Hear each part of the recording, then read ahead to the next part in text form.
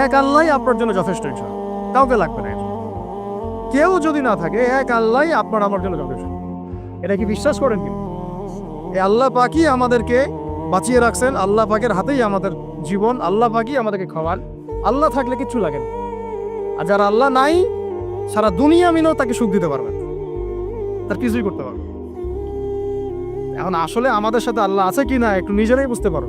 আসলে আল্লাহ পাকের সাথে আমার সম্পর্ক কেমন? আল্লাহ বলে ডাকলে বা আল্লাহর কাছে দোয়া করলে কি আমার ভিতরে কোনো অনুভূতি আসে কিনা?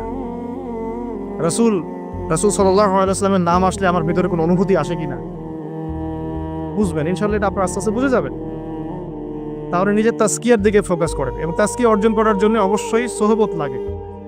যারা আত্মশুদ্ধিতে পরিপূর্ণ মানুষ, এই মানুষগুলোর সাথে পরামর্শ করে চলবেন।